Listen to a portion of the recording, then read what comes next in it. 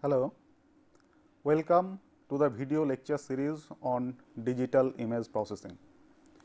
In the last class, we have started discussion on image restoration. We have said that there are certain cases where image restoration is necessary, in the sense that in many cases while capturing the image or while acquiring the image, some distortions appear in the image. For example, if you want to capture a moving object with a camera, in that case, because of the movement of the camera, it is possible that the image that is captured will be blurred, which is known as motion blurring. There are many other situations. Say for example, if the camera is not properly focused, then also the image that you get is a distorted image. So, in such situations, what we have to go for is restoration of the image or recovery of the original image from the distorted image. Now, regarding this, in the last class, we have talked about what is image restoration technique. In previous classes, we have talked about image filtering, that is, if the image is contaminated with noise, then we have talked about various types of filters both in spatial domain as well as in frequency domain to remove that noise. And we just mentioned in our last class that this kind of noise removal is also a sort of restoration, because they are also we are trying to recover the original image from a noisy image. But conventionally, this kind of simple filtering is not known as restoration. But by restoration, what we mean is that if we know a degradation model by which the image has been degraded, and on that degradation model, on that degraded image, some noise has been added. So, recovery or restoration of the original image from a degraded image using the a priori knowledge of the degradation function of the model using which the image has been degraded. So, that kind of recovery is normally known as restoration process. So, this is the basic difference between restoration and image filtering or image enhancement.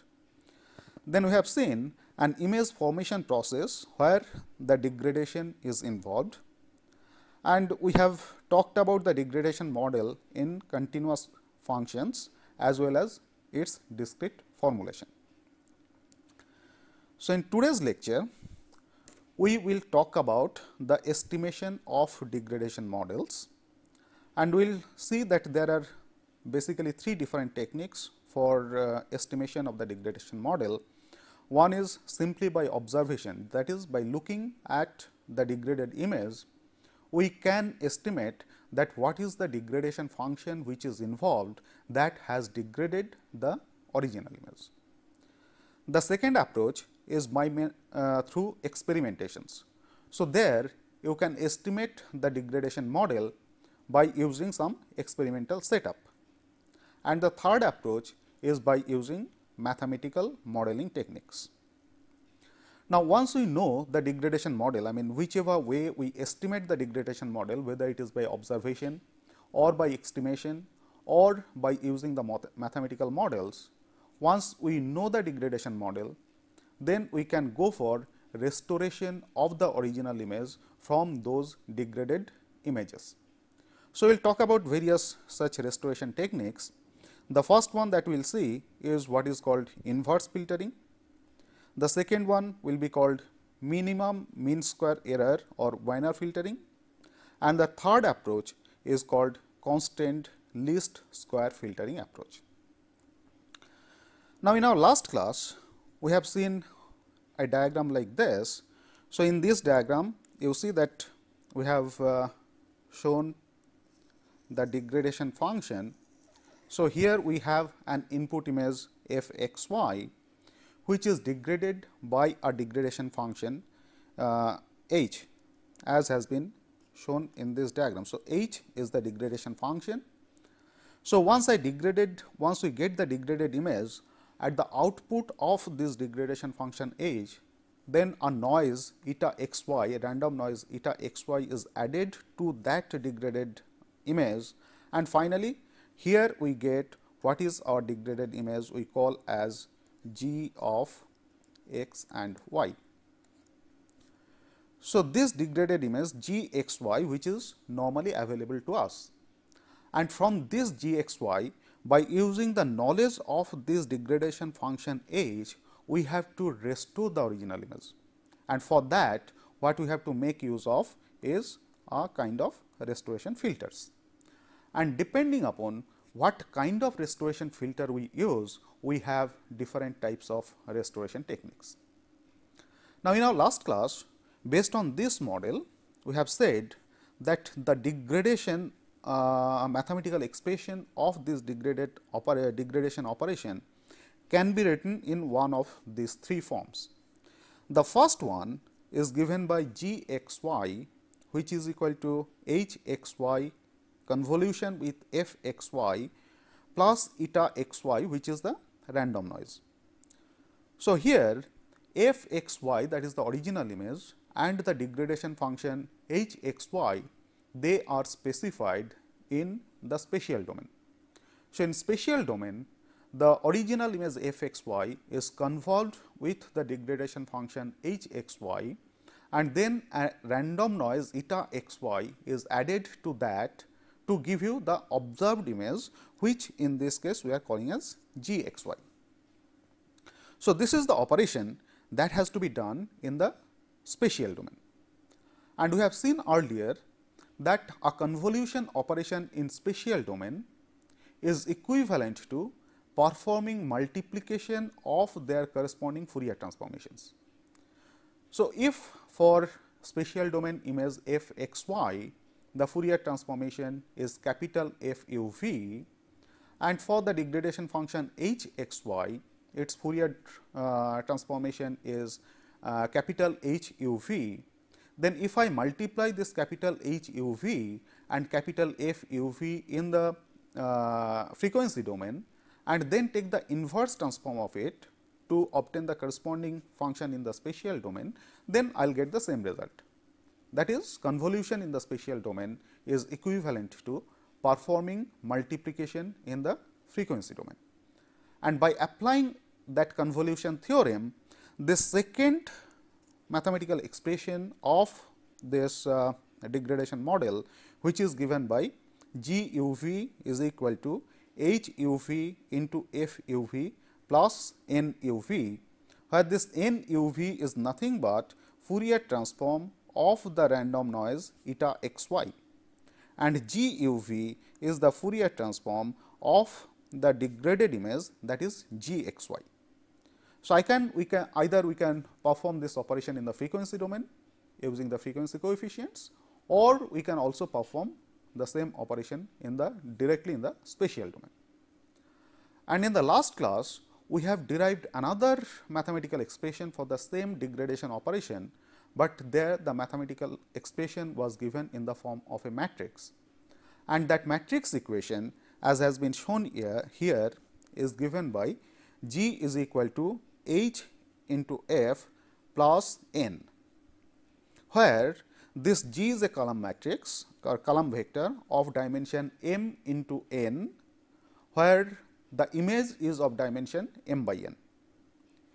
F is also a column vector of the same dimension m into n. This degradation matrix H, this is of dimension m into n by m into n. So, there will be m into n number of rows and m into n number of columns. So, you find that the dimension of this degradation matrix H is quite high if our input image is of dimension capital M into capital N. And similarly, this n is a noise term, and all these three terms together, that gives you the degradation expression in the form of matrix equation. Now, this particular expression, that is matrix expression, direct solution using this matrix expression is not an easy task. So, we will talk about this matrix expression, the restoration using this matrix expression a bit later, but for the time being we will talk about some other simpler expressions which are direct fallout of the mathematical expression which is given in the frequency domain. Now, here you note one point, that whether we are doing the operation in the frequency domain or we are doing the operation in the spatial domain, or we make use of this matrix equation for restoration operation, in all of these cases a knowledge of the degradation function is essential, because that is what is our restoration problem. That is, we try to restore or recover the original image using a priori knowledge of the degradation function. So, accordingly, as we have said earlier, that estimation of the degradation function which has degraded the image is very essential. And we have three different approaches using which we can estimate the degradation function. And those approaches, as we have said, that there are three basic approaches. The first approach is by observation. That is, we observe a given image, a given degraded image, and by observing the given degraded image, we can estimate, we can have an estimation of what is the degradation function. The second approach is by experimentation. That means, we will have a experimental setup using which we can estimate what is the degradation function that has degraded the image. And the third approach is by mathematical modeling.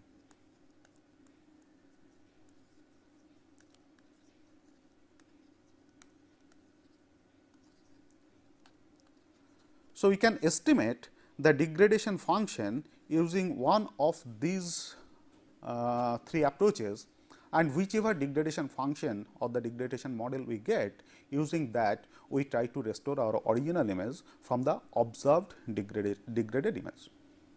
And the method of restoring the original image from the degraded image using the degradation function obtained by one of these three methods is what is called a blind convolution.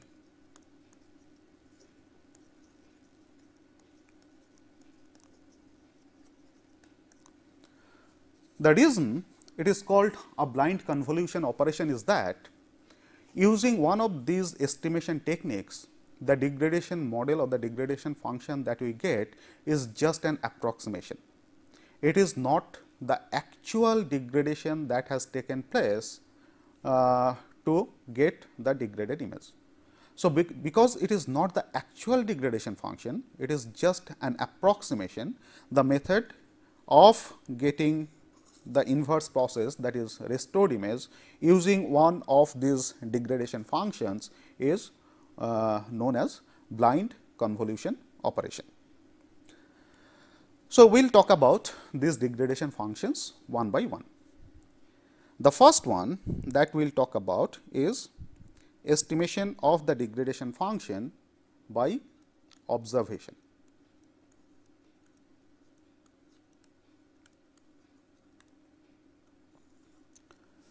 So, when we try to estimate a degradation function by observation, when no a priori knowledge of the degradation function is given. So, what we have is the degraded image g x y, and by looking at this degraded image g x y, we have to estimate what is the degradation function involved. Now, for doing this, what you do is you look at the degraded image, then try to identify a region which is having some simpler structure. So, if we have a complete degraded image, in this complete degraded image, you identify a small region, the region which contains some simple structure. Say for example, it may be an object boundary, where a part of the object as well as a part of the background is present. Now, after you identify such a region having simple structure, then what we do is we try to estimate an original image which should have been degraded to give you this degraded image. And this original image should be of same size as the image that has been chosen from the sub image which has been chosen from the degraded image. Their structure should be same, and the gray level regions in this estimated image should be obtained by observing the gray levels in different regions of the image of the sub image, sub degraded image that has been chosen. And once I get this, this is my approximate reconstructed image, say f hat x y,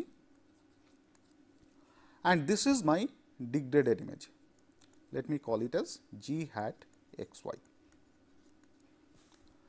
And once I get this, then I take the Fourier transform of this g hat x y, or because it is sub image, instead of calling it as g hat, let me call it as g s. G s x y, I take the Fourier transform of this to get capital G s u v. Similarly, the image that I have reconstructed, that I have formed by observation, what should be the actual image? I call it f s x y, and from this, if I take the Fourier transform, I get the Fourier coefficients given by f s u v. Now, our purpose is that we can have an estimation of the degradation function which is given by h s u v, that should be estimated as g s u v upon f s u v.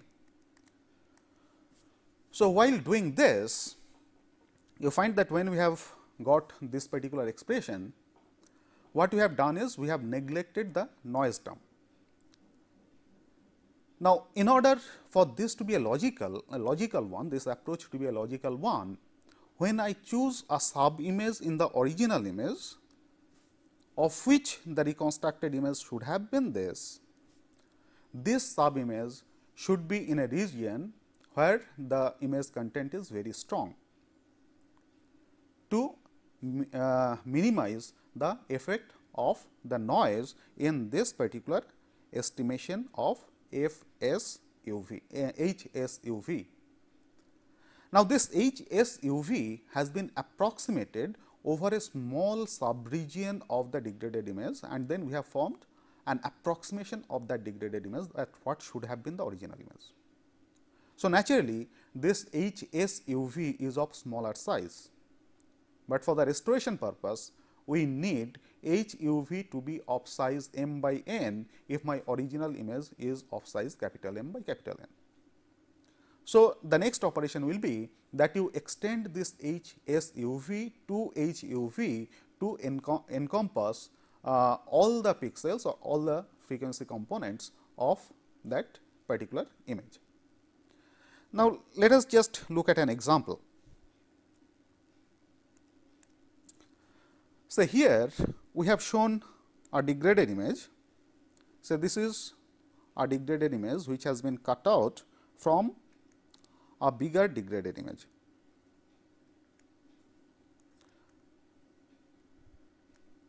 So, this degraded image has been cut out from a bigger degraded image, and by observation we form a original image like this.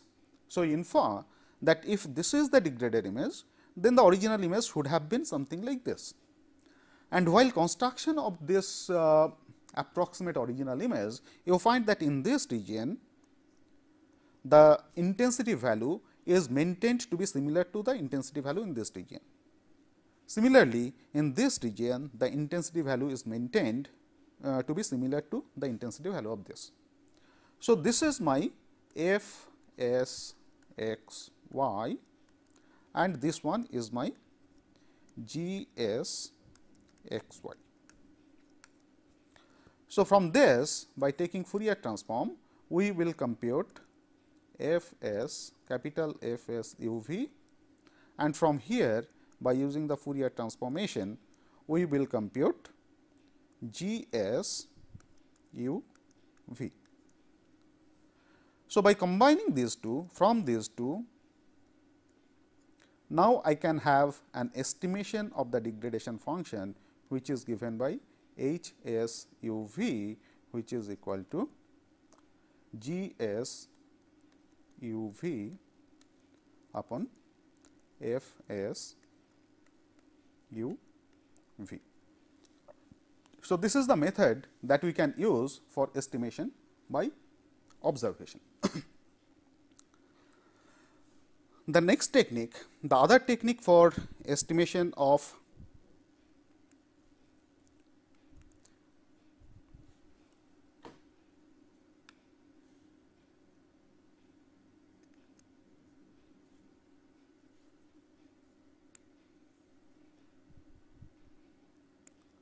the degradation function is by experimentation.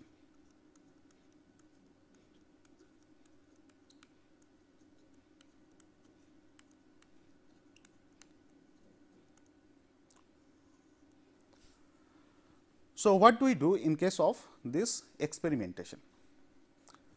Here we try to get an imaging setup which is similar to the imaging setup using which the degraded image has been obtained. So, first we have to get an imaging setup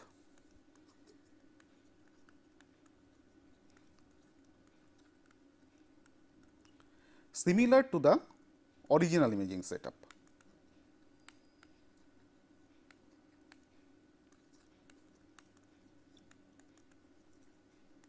And the assumption is that using this imaging setup, which is similar to the original imaging setup, if I can estimate what is the degradation function of this imaging setup which has been acquired, which is similar to the original, then the same degradation function also applies to the original one.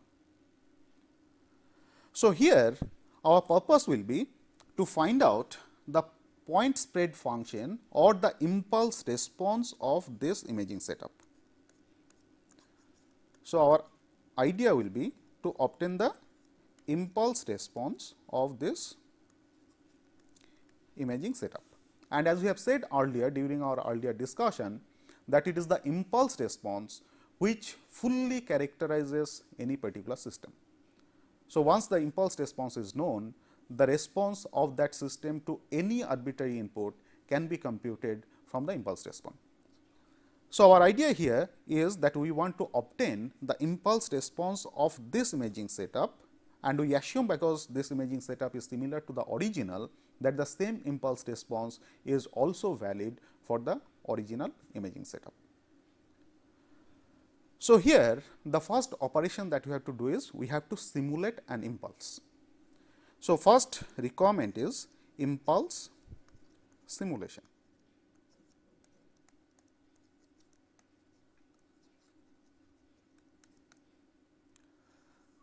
Now, how do you simulate an impulse? An impulse can be simulated by a very bright spot of light, and because our imaging setup is a camera, so we will have a bright spot as small as possible of light falling on the camera. And this bright spot, if it is very small, then it is equivalent to an impulse. And using this bright spot of light as an input, whatever image that we get, that is the response to that bright spot of light, which in our case is an impulse. So, the image gives you the impulse response to an impulse which is imparted in the form of bright spot of light. And the intensity of light that you generate, that tells you what is the strength of that particular impulse. So, by this simulated impulse and from the image that you get, I get the impulse response, and this impulse response is the one which uniquely characterizes our imaging setup, and in this case we assume that this impulse response will also be valid for the original imaging setup. So, now let us see that how this impulse response will look like. So, that is what has been shown in this particular slide. The leftmost image is the simulated impulse. Here you find that at the center we have a bright spot of light. Of course, this spot is shown in a magnified form. In reality this spot will be even smaller than this. And on the right hand side, the image that we have got, this is the image which is captured by the camera when this impulse falls on this camera lens. So, this is my impulse, simulated impulse, and this is what is my impulse response.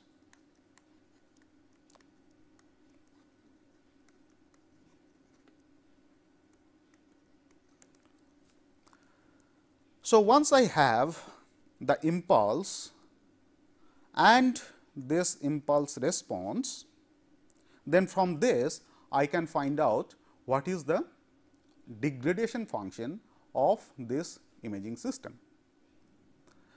Now, we know from our earlier discussion that for a very narrow impulse, the Fourier transformation of an impulse is a constant.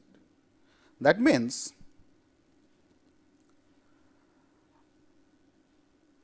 f u v,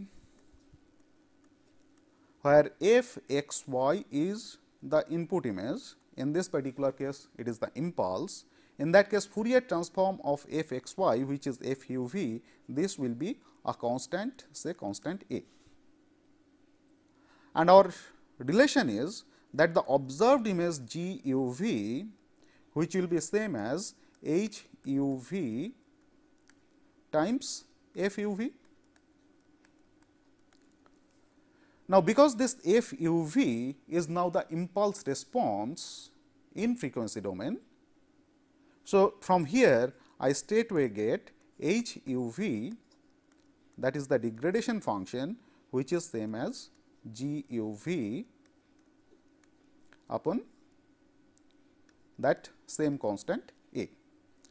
So, in this case, this g u v is the Fourier transform of the observed image, and here this Fourier transform is nothing but the Fourier transform of the image that we have got, which is response to the simulated impulse that has fallen on the camera.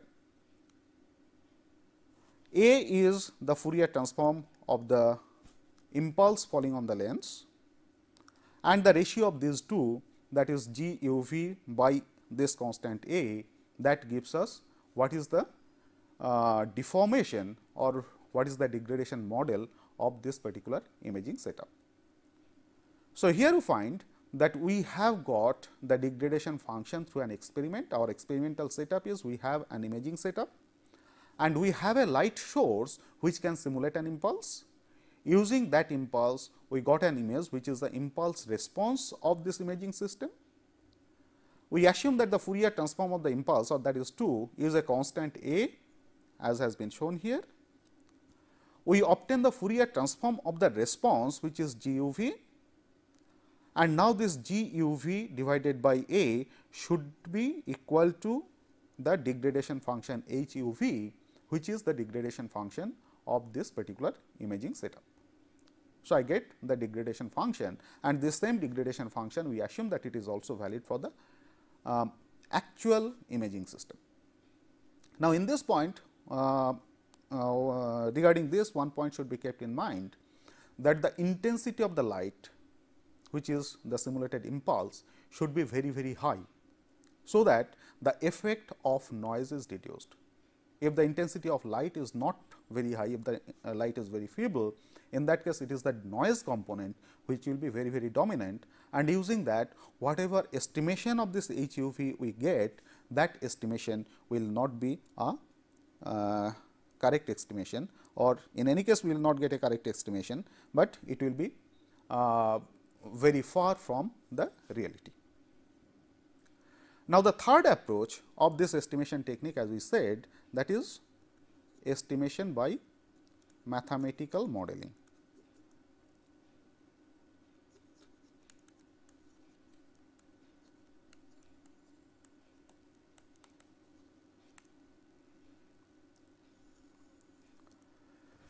Now, this mathematical modeling approach for estimation of the degradation function has been used for many years. There are some strong reasons for using this mathematical approach. The first one is it provides an insight into the degradation process. Once I have a mathematical model for a degradation, I can have an insight into the degradation process. The second reason is such a mathematical model can model even the atmospheric disturbance which leads to degradation of the image. Now, one such mathematical model which is used to model the degradation, and this also can model the atmospheric turbulence which leads to degradation of the image, is given by this expression. H u v is equal to e to the power minus k into u square plus v square to the power 5 by 6. So, this is one of the mathematical model of degradation which is capable of modeling the turbulence, the atmospheric turbulence that also leads to degradation in the observed image. And here this particular constant k, this gives you what is the nature of the turbulence.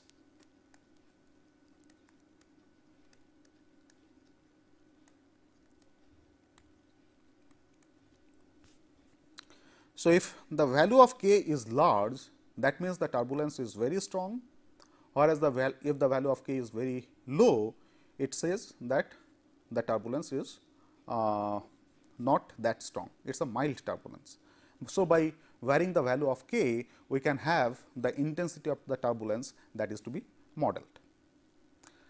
Now, using this, we can have a number of degraded images as has been shown in this particular slide.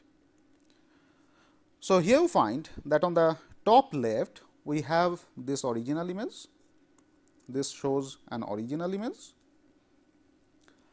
This is a degraded image where the value of k was something like 0.00025. This is the value of k in this particular case. Here the value of k was something like 0.005, and in this case the value of k was something like 0.001. Sorry, here it was 0.001, and in this case it was 0.005. So, the first image, this particular image, here the turbulence is very poor. So, this has been degraded using the same model as we have just said, which models mild turbulence. Here the turbulence is medium and here the turbulence is strong. And if you closely look at these images, you find that all these three images are degraded to some extent. In this particular case, the degradation is maximum, here the degradation is minimum. So, this is the one which gives you modeling of degradation which occurs because of turbulence. Now, there are other approaches of degradation mathematical model for to estimate the degradation, which are obtained by fundamental principles. So, from the basic principles also we can obtain what should be the degradation function. So, one such case, so here we will discuss the basic principles, the degradation model estimation from basic principles. And I try to find out what will be the degradation model, degradation function, where the image is degraded by linear motion. And this is a very common situation, that if we try to estimate or if we try to image a fast moving object, in many cases we find that the image that we get is degraded. There is some sort of blurring which is known as motion blurring. And this motion blurring occurs due to the fact that whenever we take the snap of the scene, the shutter of the camera is open for certain duration of time. and during this period during which the shutter is open, the object is not stationary, the object is moving. So, considering any particular point in the imaging plane, here the light which arrives from the scene does not come from a single point, but the light you get at a particular point on the imaging sensor is the aggregation of the reflected light from various points in the scene. So, that tells us that what should be the basic approach to model, to estimate the degradation model in case of motion of the scene with respect to the camera. So, that is what we are trying to estimate here. So, here we assume that the image f x y, this undergoes motion, and when f x y undergoes motion, then there will be some moving component. So, I assume two components x naught t and y naught t, which are the moving components or time varying components.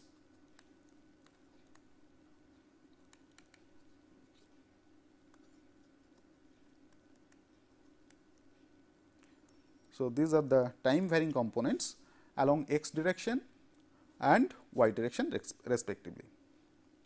So, once the object is moving, then the intensity, the total exposure at any point in the imaging plane can be obtained by aggregation operation or integration operation, where the integration has to be done over the period during which the shutter remains open. So, if I assume the shutter remains open for a time duration given by capital T, in that case the total exposure at any point, which is the observation at point x y given by g x y, will be of this form: f x minus x naught t, y minus y naught t dt, and integration of this from 0 to capital T. So, here the capital T is the duration of time during which the shutter of the camera remains on, and x naught t and y naught t, these two terms, they are the time varying components along x direction and y direction respectively, and this g x y gives us the observed blurred image.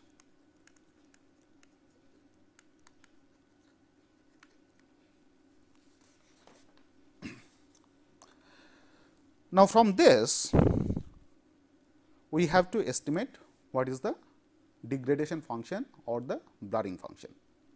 So, once we get g x y, then our purpose is to get the Fourier transform of this. That means, we are interested in the Fourier transformation g u v of g x y, and this g u v, as we know from the Fourier transformation equations, is given by g x y into e to the power minus j 2 pi u x plus v y dx dy, and take the integration, double integration from minus infinity to infinity over both x and y.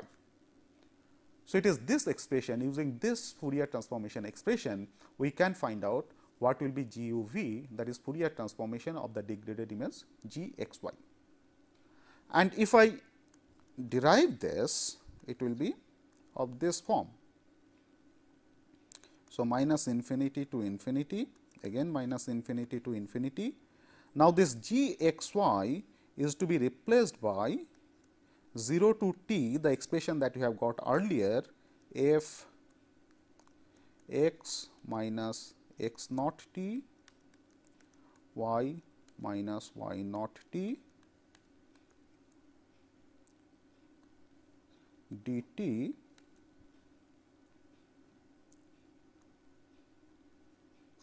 into e to the power minus j 2 pi u x plus v y into dx dy. So, if we just do some reorganization of this particular integral equation, we can write g u v in the form g u v equal to integral 0 to t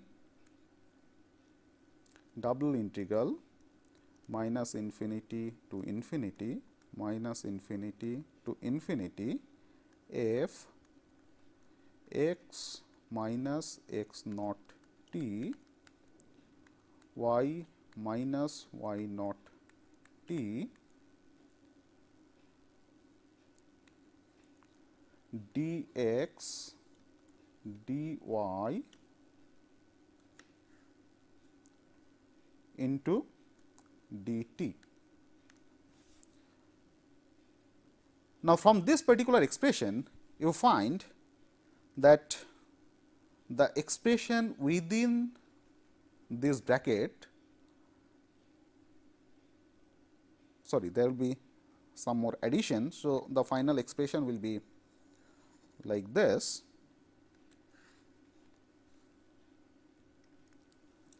G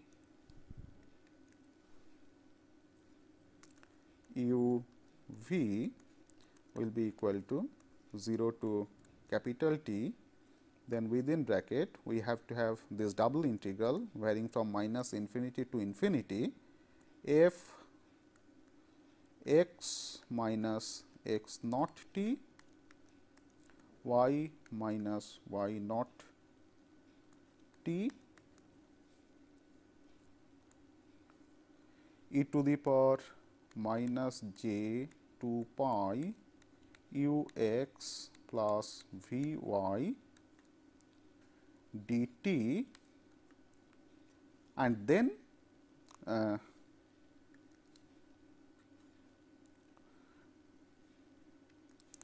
dx dy and then dt.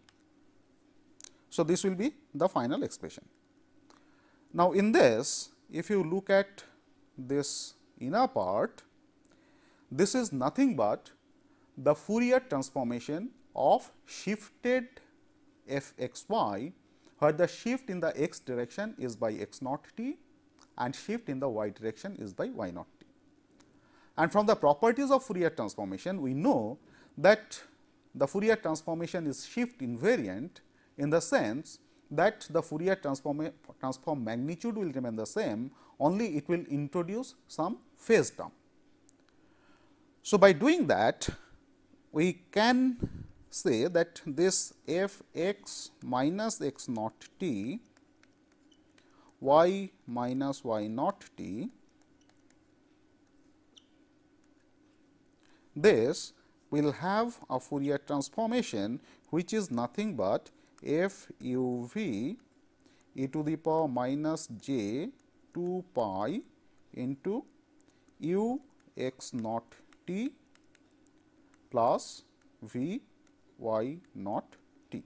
So, this is from the translation invariant property of the Fourier transformation.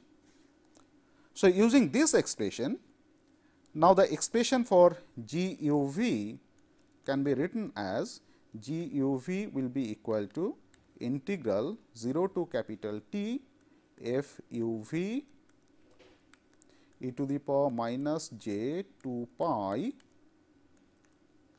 u x naught t plus v y naught t dt. And because this term f u v is independent of t, so you can take this term f u v outside the integration. So, the final expression that we get is f u v into integral 0 to capital T e to the power minus j pi j 2 pi u x naught t plus v y naught t dt.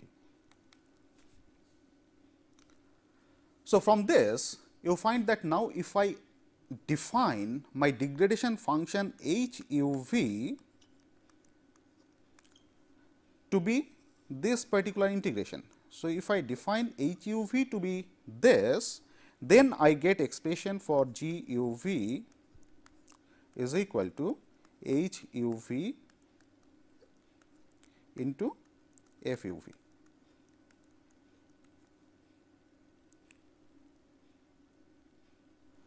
So, here this motion term, the degradation function is given by integration of this particular expression, and in this expression this x naught t and y naught t, they are the motion variables which are known. So, if the motion variables are known, then using those motion variables, the values of the motion variables, I can find out what will be the degradation function, and using that degradation function I can go for the degradation model. So, I know h u v, I know g u v, and from that I can find out the restored image f u v.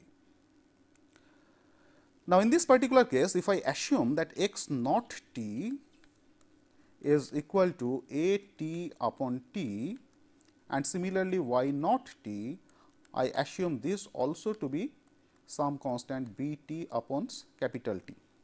That means, over a period of capital T during which the camera shutter is open, in the x direction the movement is by an amount a, and in the y direction the movement is by an amount b. So, by assuming this, we can find that h u v by using that integration, by computing that integration, will be given by 1 upon pi u a plus v b into sin pi u a plus v b into e to the power minus j pi into u a plus v b. So, this is what is the degradation function or the blurring function. So, now let us see that using this degradation function, what is the kind of degradation that is actually obtained. So, here again on the left hand side we have an original image, and on the right hand side this is the corresponding blurred image, where the blurring is introduced assuming uniform linear motion. And for obtaining this particular blurring, here we have assumed a is equal to 0.1 and b also equal to 0.1.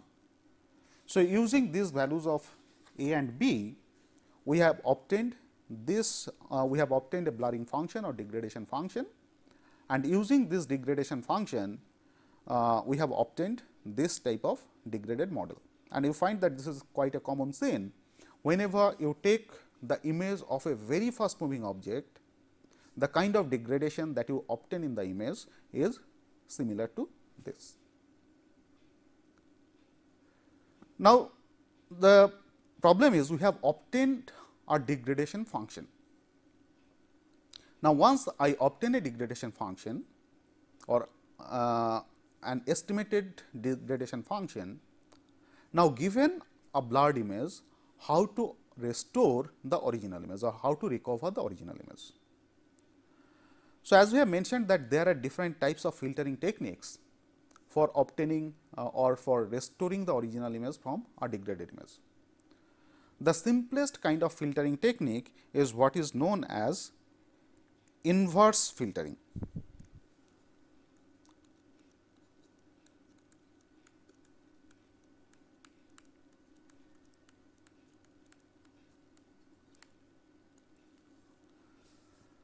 Now, the concept of inverse filtering is very simple.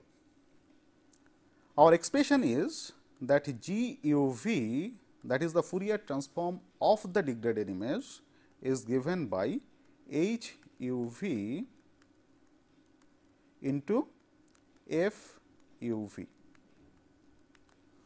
where h u v is the degradation function in the frequency domain and f u v is the Fourier transform of the original image, g u v is the Fourier transform of the degraded image. Now, because this h u v into f u v, this is a point by point multiplication, that is for every value of u and v, the corresponding f component and the corresponding h component will be multiplied together to give you the final matrix, which is again in the frequency domain. Now, from this expression, it is quite obvious that I can have f u v, which is given by g u v upon h u v. So, where this h u v is our degradation function in the frequency domain and g u v I can always compute by taking the Fourier transformation of the degraded image that is obtained. So, if I divide the Fourier transformation of the degraded image by the degradation function in frequency domain, what I get is the Fourier transformation of the original image. And as I said that when I compute this h u v, this is just an estimated h u v, it will never be exact. So, the reconstruction of the recovered image that we get is not the actual image, but it is an approximate image, approximate original image, which we represent by h u v f hat u v. Now, here as we have already said that g u v, if I consider the noise term, is given by h u v into f u v plus the noise term n u v. Now, from here if I compute the Fourier transform of the reconstructed image, that will be f hat u v, which is equal to g u v upon h u v, and from this expression this is nothing but f u v plus n u v upon h u v.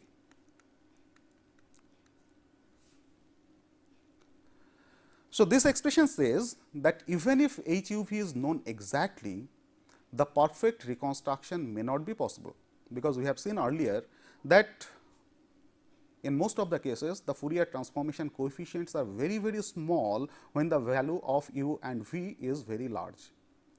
So, that means for those cases n u v by h u v, this term will be very high, that means the reconstructed image will be dominated by noise, and that is what is obtained practically also.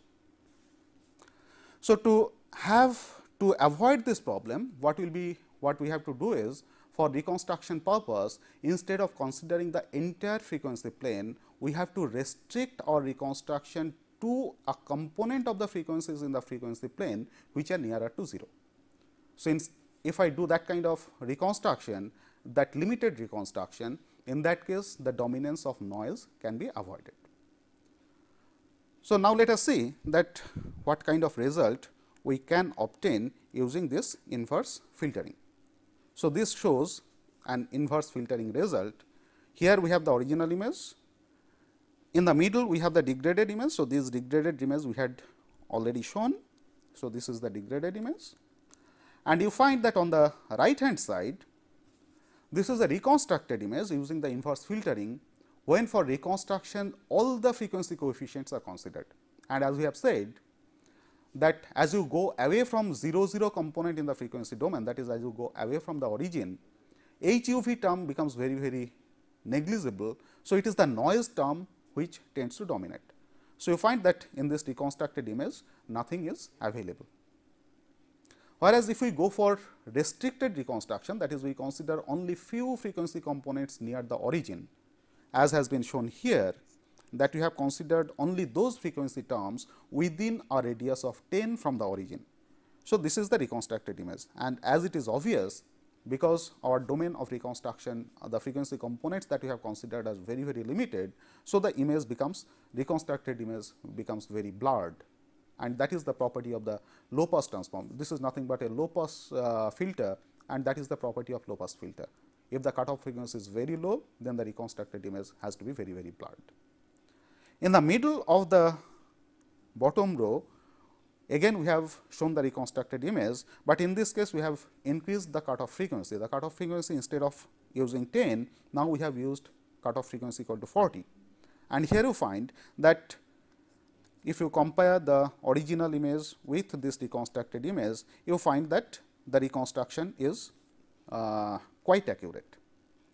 If I increase the cutoff frequency further, as we said that it is the noise term which is going to dominate. So, on the rightmost, here we have increased the cutoff frequency to 40. So, here you find that we can observe the reconstructed image, but as if the objects are behind a curtain of noise. That means, it is the noise term which is going to dominate as we increase the cutoff frequency of the filter. So, with this we complete our today's discussion. Now, let us come to the questions on today's lecture. So, the first one is what is point spread function?